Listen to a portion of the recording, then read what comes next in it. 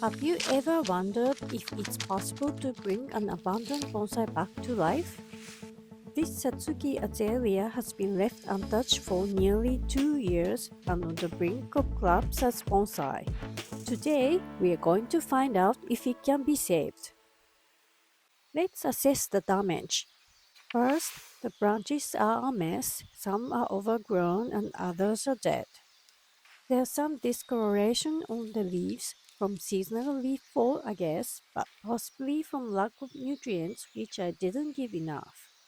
So here's a plan. Get rid of all leaves and dead branches.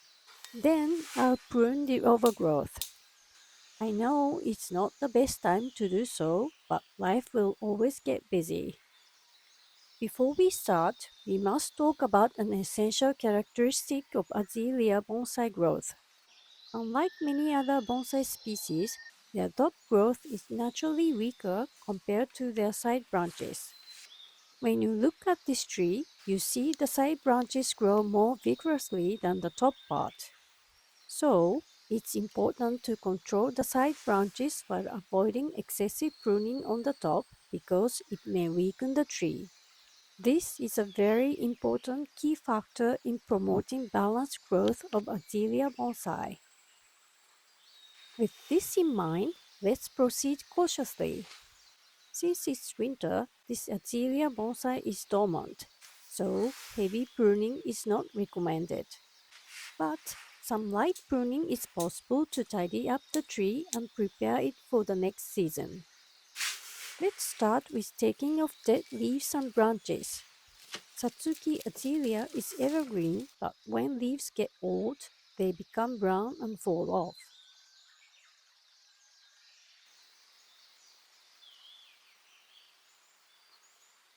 Now, moving to the side branches. As I said earlier, these tend to grow more vigorously, so getting rid of those strong growth is key. You should identify elongated, thick branches and cut them off to the inner buds. When pruning, be sure to leave only two branches at the same spot. There is one trick that you should remember. Avoid pruning branches with flower buds if you want to enjoy blooming. Azaleas have already set their flower buds like this one, so cutting these will reduce the number of flowers in the next season. If you are interested in deepening your bonsai knowledge like this one, I have a free newsletter where I share exclusive bonsai tips, styling techniques, and more insights. Check out the link in the description to subscribe. Back to pruning. To enjoy as much flowers as possible, thinning is an option. Instead of shortening all branches, trim some of the unnecessary branches from the base. The number of flowers will reduce, but you can still enjoy blooming. With light and air into the inner side, the branches will ramify and you can prune the tips at the optimal time, which is within 5 weeks of blooming. This will achieve the same or more blooms compared to the previous year. When you're pruning after blooming, don't forget to deadhead spent flowers. If you don't do that, the tree will produce fruits. These are not enjoyable and draining trees' energy to produce new buds and flowers.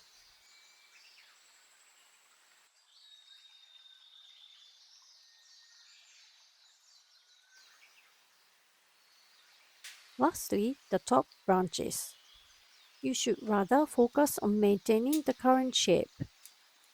Do not overcut and avoid removing too much growth.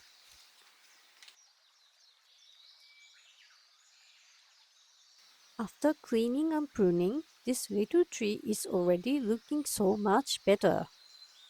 It's not perfect yet, but I'm gonna resume care in spring and I'm sure it will thrive again. That's it for today and see you in the next video.